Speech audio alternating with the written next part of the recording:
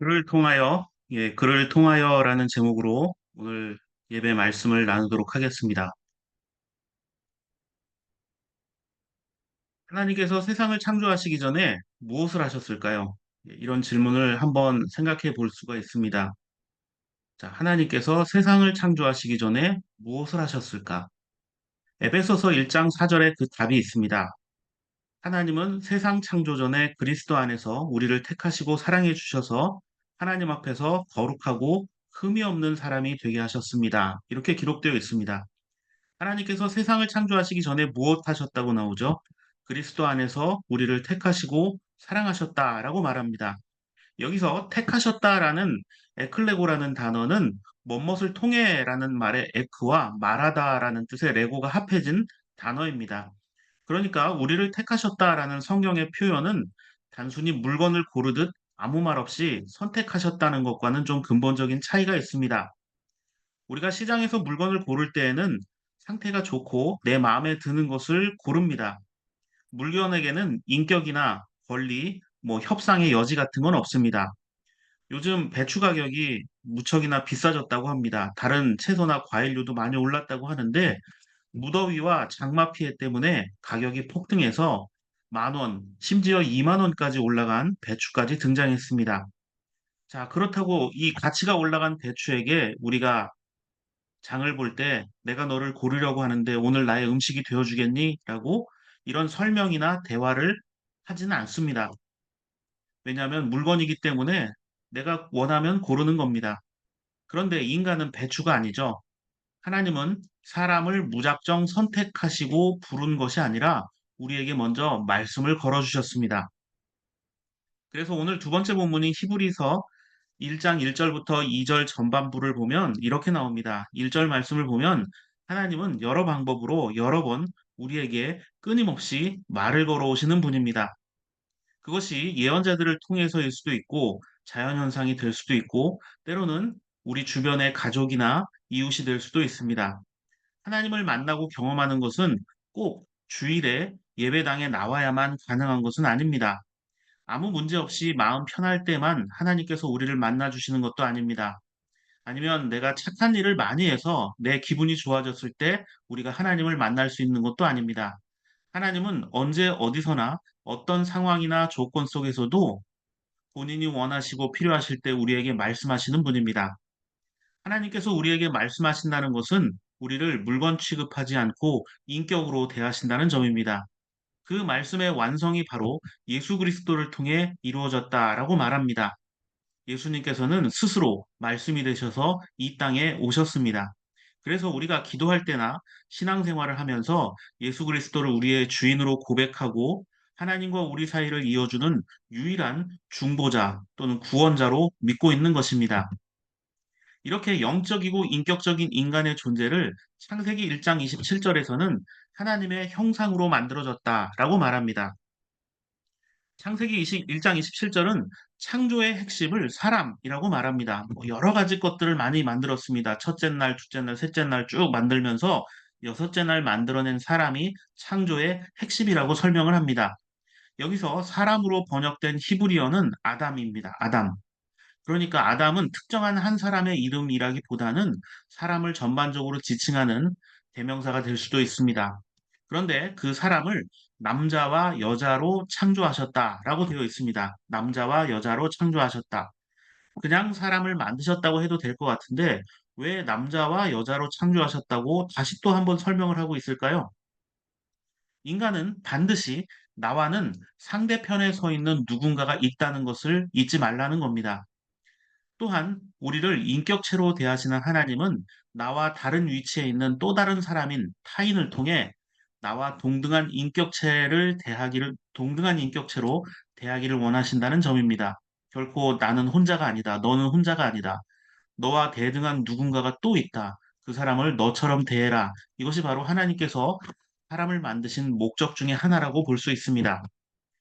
오늘 첫 번째 본문 창세기 2장 18절부터 19절을 보십시오. 하나님께서 세상을 창조하시면서 다 좋다, 보시기 좋았다, 이렇게 하셨는데 특이하게도 18절 말씀에선 남자가 혼자 있는 것이 좋지 않다라고 하셨습니다.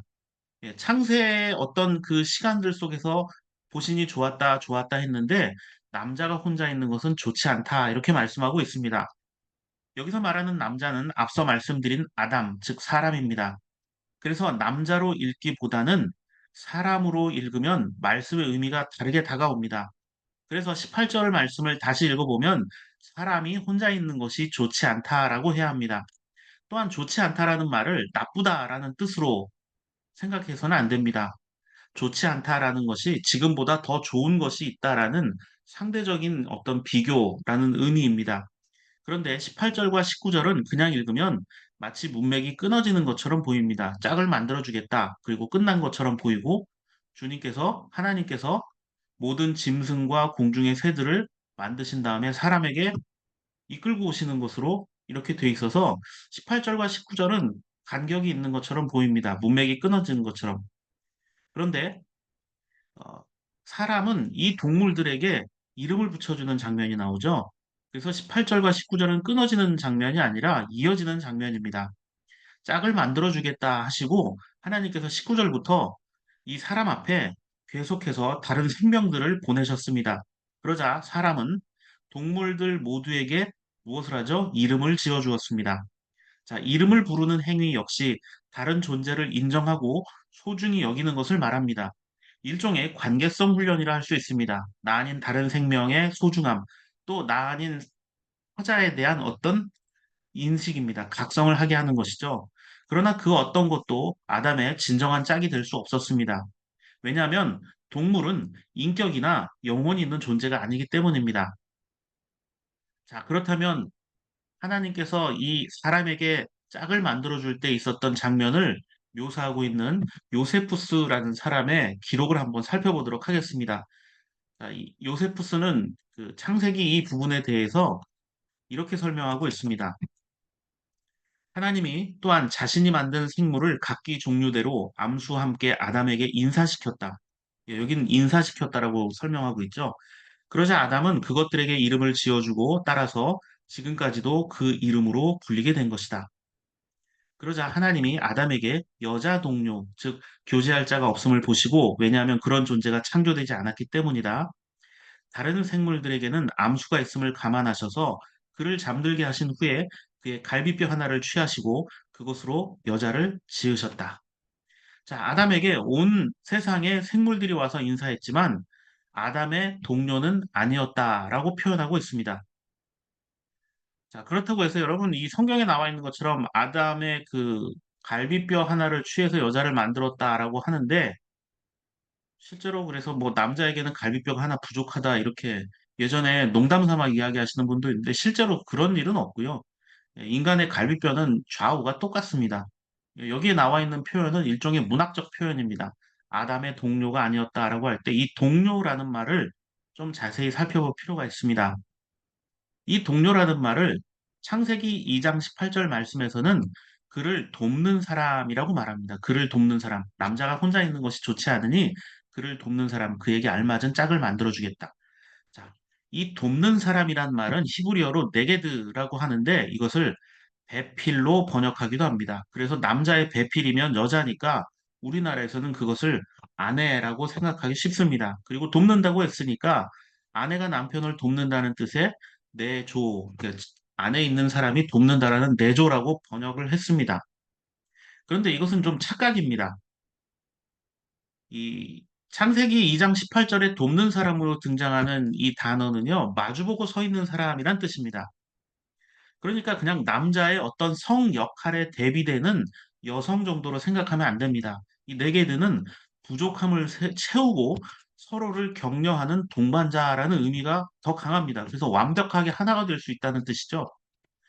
그게 얼마나 소중한 존재인지 창세기 2장 22절에서는 하나님이 남자에게서 뽑아낸 갈빗대로 여자를 만드셨다라고 나오는데 이건 나와 동등한 존재이면서 동시에 이 뼈를 발라낼 수는 없잖아요. 그래서 떨어질 수 없는 존재, 떨어질 수 없는 그런 사이라는 뜻의 문학적 표현입니다. 이 여자를 본 남자는 23절에서 이 사람, 뼈도 나의 뼈, 살도 나의 살, 이렇게 외칩니다. 예, 아까 말씀드렸던 것처럼 혹시 남자가 여자보다 갈비뼈 하나가 적다, 이렇게 생각하는 분은 없겠죠?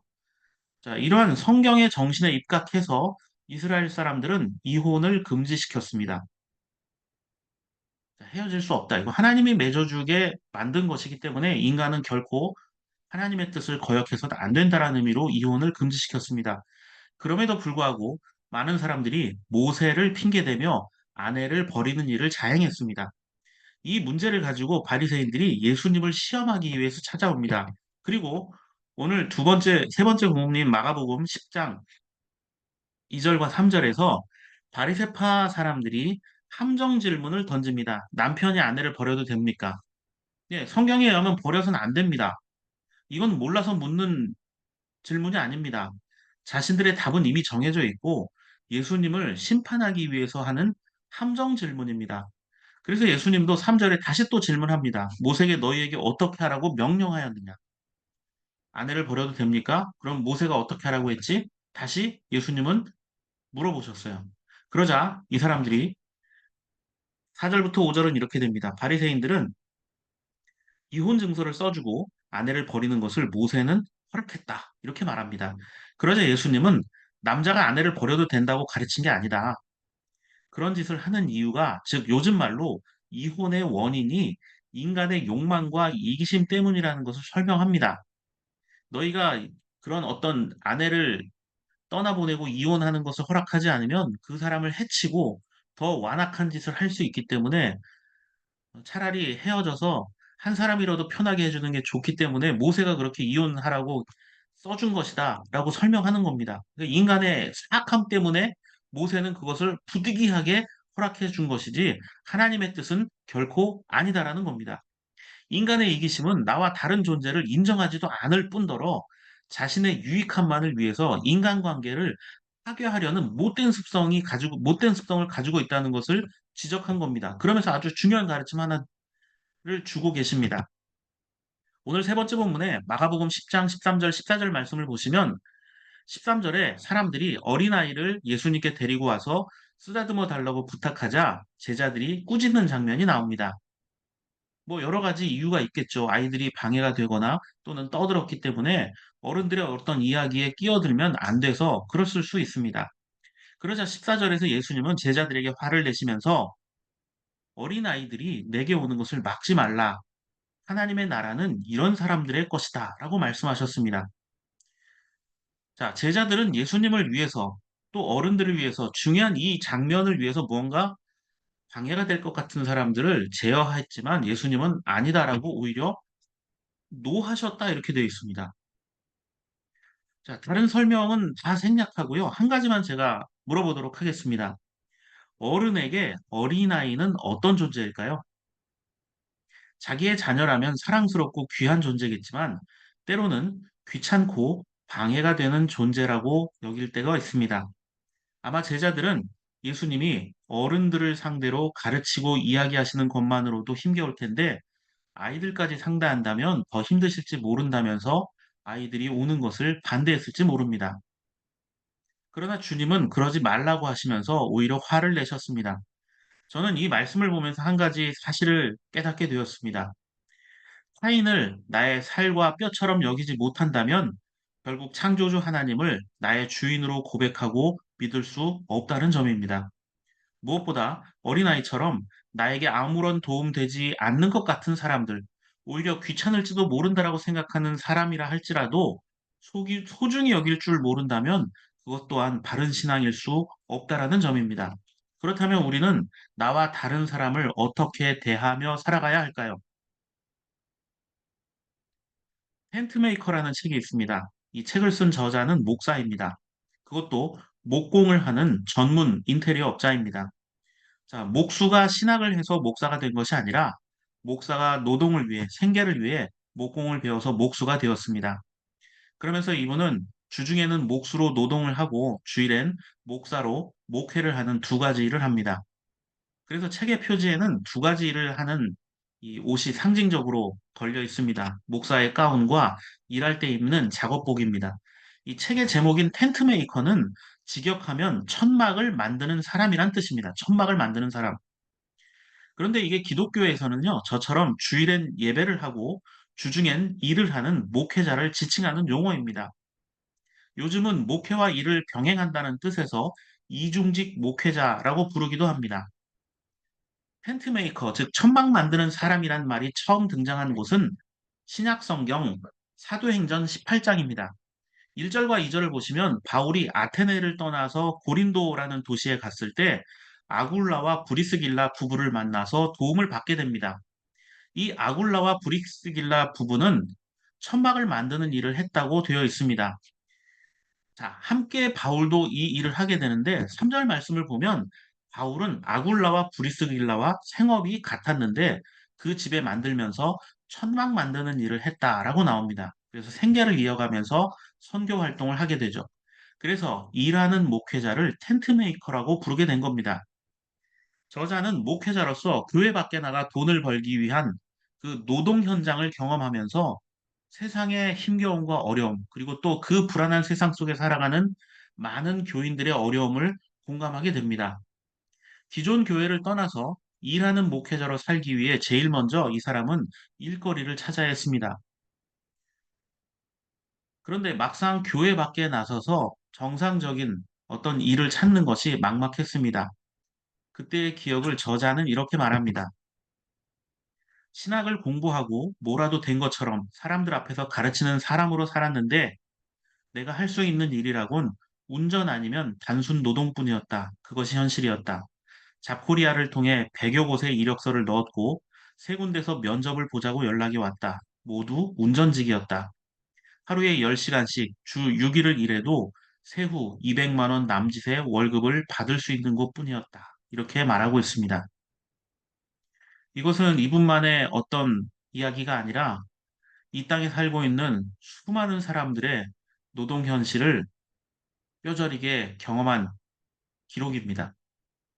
그러면서 저자는 자기뿐만이 아니라 또 비슷한 처지에서 힘겨운 삶을 살아가는 많은 사람들을 보게 됩니다.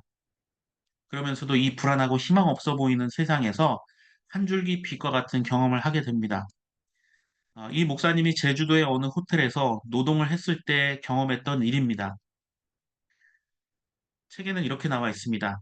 호텔 바로 앞에 있는 허름해 보이는 식당에서 점심 식사를 했다. 사람들이 몰리는 시간대에는 작업복을 입은 사람들이 방문하는 것을 반기지 않는 식당도 많기에 눈치를 보며 들어갔는데 사장님이 환한 얼굴로 맞아주신다. 사장님, 여기 공깃밥 하나만 더 주세요.